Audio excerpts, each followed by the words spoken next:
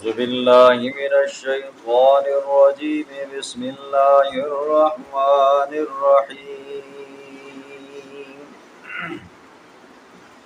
وأيوب إذ نادى ربه أني مسني الضر وأنت أرحم الراحمين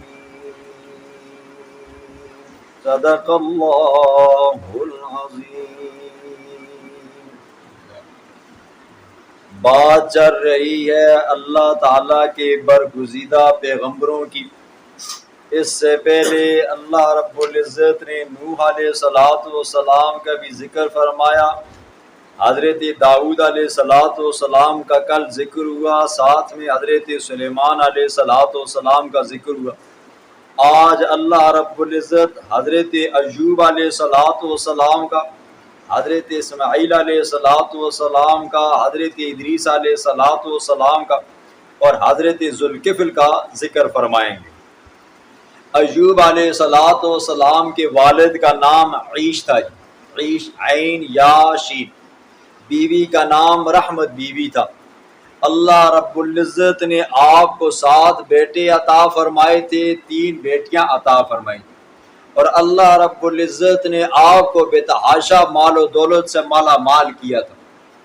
روایات میں آتا ہے، بائبل میں آتا ہے کہ حضرت کے پاس 3000 اونٹ تھے، 7000 بھیڑ بکریاں تھیں، 500 دانوں کی بیلوں کی جوڑیاں تھیں، 500. اور خود سوچیں جی، بیٹے تھے، بیٹیاں تھیں، ان شادی شد تھے، ان کے آگے بیٹے تھے، پوتے تھے، پڑپوتے تھے، یہ اتنا بڑا خاندان تھا. اور 500 بیلوں کی جوڑی ہو تو آگے ملازموں کی بھی کئی تعداد ہوگی، بے تحاشا ملازم تھے. اللہ رب العزت نے بے تحاشا مال دیا تھا. اور جس علاقے میں تھے اس علاقے کا نام ایشیائی کوچک تھا جی. آج کل اس کو اناتولیا کہتے ہیں، ترکوں کے پاس یہ علاقہ ہے. اللہ رب العزت نے حضرت ایوب علیہ السلام کو ایک دن امتحان میں مبتلا فرمایا جی، آزمائش میں ڈالا. آزمائش کی کیا وجہ تھی؟ تفسیروں کے اندر بہت ساری باتیں لکھی ہوئی ہیں. نمبر ایک بات یہ بھی لکھی ہوئی ہے کہ حضرت ایوب علیہ السلام ایک دن کہیں سفر پہ جا رہے تھے، راستے میں ایک مظلوم بندہ ملا. اس مظلوم نے اپنی مظلومیت بیان کی اور حضرت ایوب علیہ السلام سے مدد مانگی، اور حضرت ایوب علیہ السلام جلدی میں تھے، مدد نہ کر سکے، تو اللہ رب العزت کی طرف سے امتحان میں مبتلا ہو گئے، آزمائش میں مبتلا ہو گئے. اور ایک وجہ یہ بھی لکھی ہے کہ حضرت ایوب علیہ السلام بڑے سخی تھے جی. ہر وقت ان کے گھر کے اندر لگی رہتی تھی جی محفل، مہمان آتے تھے، کھاتے تھے، آتے تھے، کھاتے تھے. اور جب محفل جمتی تھی حضرت ایوب علیہ السلام ان لوگوں کو اللہ کی توحید سنایا کرتے تھے، اللہ کے احکامات پیغامات سنایا کرتے تھے. تو دل میں خیال آیا کہ آیا اس علاقے کے اندر بھی مجھ سے کوئی بڑا مالدار ہے، یعنی کہ اپنی دولت کے اوپر تھوڑا سا ناز ہوا جی. تو اللہ رب العزت کو یہ ناز پسند نہ آیا. اور ایک وجہ مفسرین نے یہ بھی لکھی ہے کہ ایک دن باہر سے واپس اندر گھر میں آئے تو گھر والوں کو کہا کہ ایک بکری کو ذبح کیا جائے، ذبح کر کے بھون کر خود بھی کھاؤ، مجھے بھی کھلاؤ.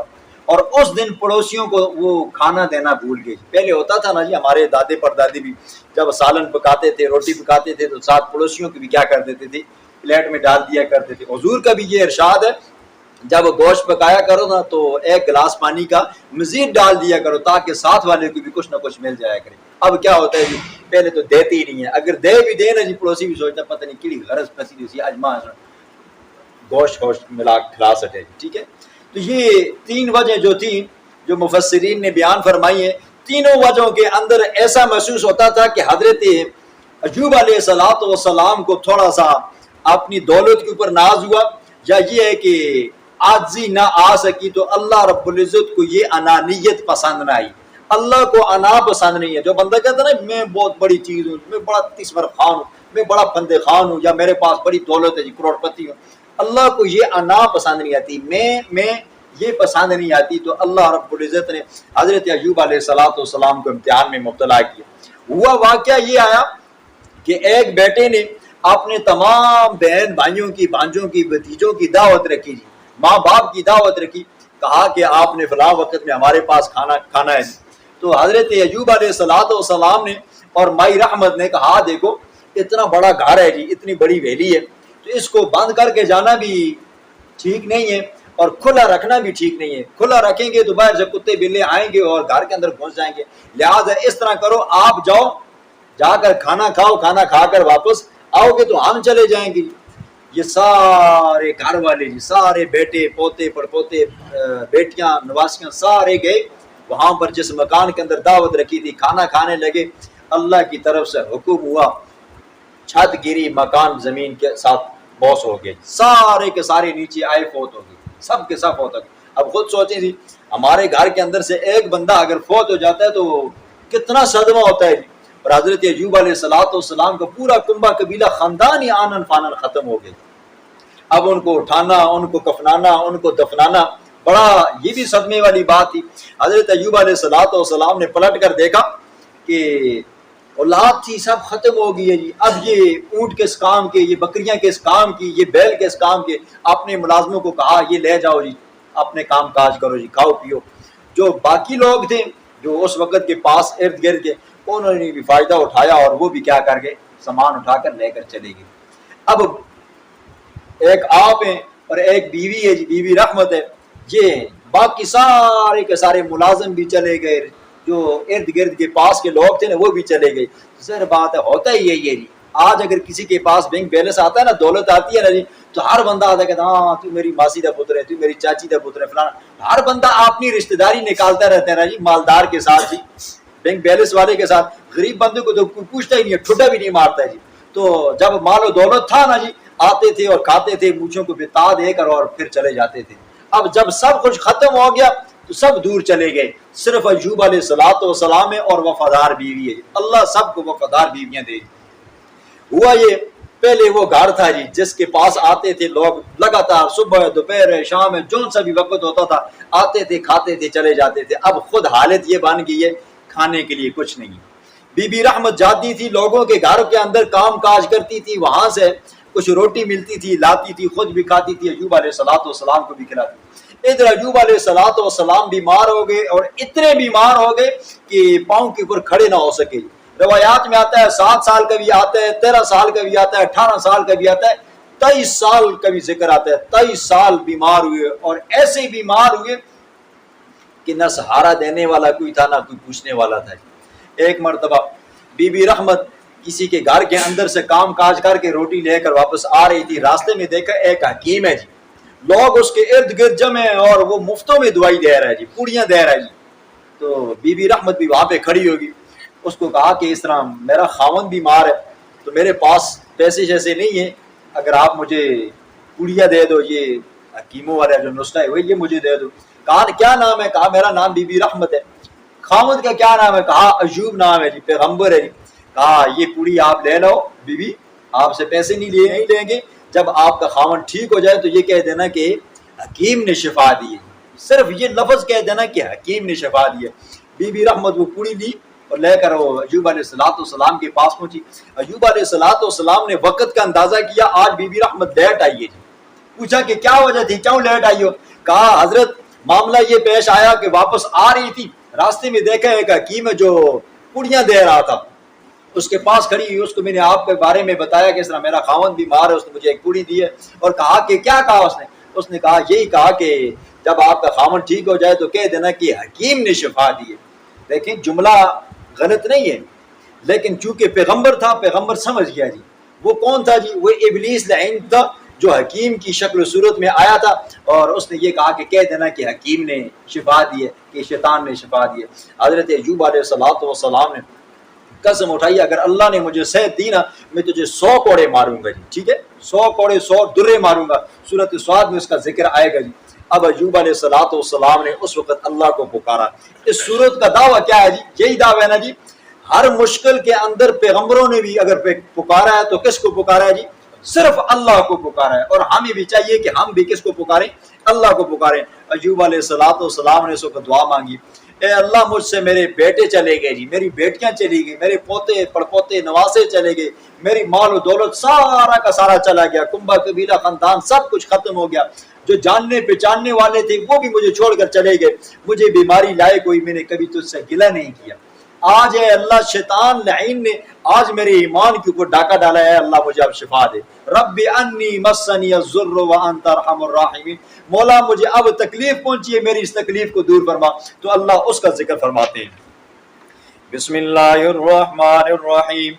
وَأَيُّوبَ، اور حضرت ایوب علیہ السلام، اذ نادى ربہ، جب پکارا اس نے اپنے رب کو، انی مسنی الضر، بے شک پہنچی ہے مجھے تکلیف، شیطان نے پہنچائی ہے، وانت ارحم الراحمین، مولا تو سب سے زیادہ رحم کرنے والا ہے۔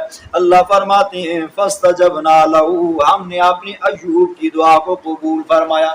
پیغمبر ہے جی، مانگ رہے کس سے جی؟ اللہ سے، اور اللہ کیا کہتے ہیں؟ ایوب نے مجھ سے مانگی تو قبول بھی کس نے کی جی؟ میں نے کی۔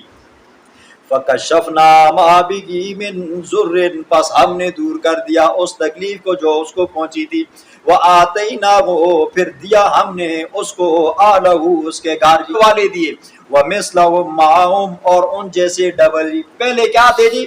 7 بیٹے تھے، 3 بیٹیاں تھیں، اب اللہ نے کیا کیا جی؟ 14 بیٹے دیے اور ساتھ میں 6 بیٹیاں دی۔ رحمتم من عندنا، رحمت ہماری جانب سے ہے، وذکریٰ للعابدین، اور نصیحت ہے للعابدین، عبادت کرنے والوں کے لیے۔ ہوا یہ ہے کہ ایوب علیہ السلام کو اللہ نے حکم دیا اور کو برجلک، میرا ایوب پاؤں مار، ٹھوکر مار زمین کے ساتھ۔ تو حضرت ایوب علیہ السلام نے ٹھوکر ماری، دیکھا نیچے 2 چشمے نکل آئے، ھذا مغتسل بارد وشراب، یہ ٹھنڈا پانی ہے، اس کے ساتھ غسل کرو جی، اور یہ پینے کا پانی ہے، اس کو پیو۔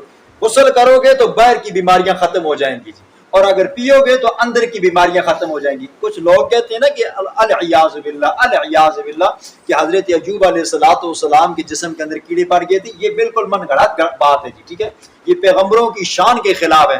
اللہ نے کبھی بھی کسی پیغمبر کو ایسی بیماری نہیں لگائی کہ جس سے لوگ نفرت کرتے ہوں، ٹھیک ہے۔ ایوب علیہ السلام کو یہ بیماری نہیں تھی، اندر ٹانگوں کے اندر کی جو میخ تھی یہ ختم ہو گئی تھی۔ کیڑوں والی بات العیاذ باللہ یہ کفر ہے جی، یہ مت کہا کریں گے۔ اب ایوب علیہ السلام نے غسل کیا، بالکل کڑیل جوان ہو گئی۔ پیچھے بھی تفصیل سن چکے ہو، آگے بھی مزید تفصیل آئے گی پھر کیا ہوا جی۔ خیر، ایوب علیہ السلام جب غسل کرنے کے لیے بیٹھے، وہاں پر اللہ کی طرف سے اوپر سے سونے کی ٹڈیوں کی بارش ہوئی، سونے کی ٹڈیاں۔ ایوب علیہ السلام نے دیکھا سونے کے سکے آ رہے ہیں، ٹڈیاں آ رہی ہیں، فوراً جلدی لپیٹنی شروع کر دی۔ اللہ کی طرف سے آواز آئی، یا ایوب الم اغنی، کیا میں نے تجھے غنی نہیں کیا تھا؟ کیا میں نے تجھے بے پرواہ نہیں کیا اس دنیا سے؟ تو حضرت ایوب نے فرمایا، مولا دینے والا تو ہے تو مجھے لینے میں کیا شرم ہے۔ حضرت ایوب علیہ السلام نے وہ مال و دولت جمع کیا جی۔ پہلے اولاد تھی، ختم ہوئی، اللہ نے ڈبل اولاد دی۔ پہلے جانور تھے جی 7,000 3,000 اور اس طرح 500 بیلوں کی جوڑیاں، اب اللہ نے کیا کری؟ سونے کی ٹڈیاں دی، فراوانی دی۔ جو رب دینے پہ آتا ہے نا جی، پھر اسے روک کوئی نہیں سکتا جی، جو نہ دینے پہ آئے کوئی اس سے زبردستی لے نہیں سکتا۔ یہ رب کے خزانے، جس کو چاہے غنی بنا دے، جس کو چاہے تو فقیر بیکاری بنا دے، اس کے ساتھ کوئی زبردستی کر نہیں سکتا۔ و اسماعیل، اور حضرت اسماعیل علیہ السلام جب وہ مشکل میں تھے اس نے بھی ہمیں یاد کیا۔ و ادریس، اور حضرت ادریس علیہ السلام جب وہ مشکل میں تھے اس نے بھی ہمیں یاد کیا۔ و ذوالکفل، اور حضرت ذوالکفل علیہ السلام جب وہ پریشانی میں تھے انہوں نے بھی ہمیں یاد کیا۔ یہ ذوالکفل حضرت ایوب علیہ السلام کا بیٹا ہے، ان کا اپنا نام بشر ہے جی، ٹھیک ہے۔ ان کو ذوالکفل کیوں کہتے ہیں؟ ذوالکفل کا معنی ہے کفالت کرنے والا۔ 70 پیغمبر اپنی قوم کے ظلم سے بچ کر ان کے پاس ہے، انہوں نے ان کی کفالت کی، ان کو بچایا۔ جو پیغمبر ہجرت کر کے اپنا علاقہ چھوڑ کر آئے تھے تو تب ان کا نام کیا پڑ گیا جی؟ ذوالکفل۔ کل من الصابرین، تمام کے تمام پیغمبر صبر کرنے والے تھے، تکلیفیں آتی تھی برداشت کرتے تھے۔ وَأَدْخَلْنَاهُمْ، اور ہم نے داخل کیا ان سب کو، فی رحمتنا، اپنی خاص رحمت کے اندر، انہم من الصالحین، بے شک وہ نیکوکار لوگوں میں سے تھے۔ آگے حضرت یونس علیہ السلام کا بھی ذکر آئے گا۔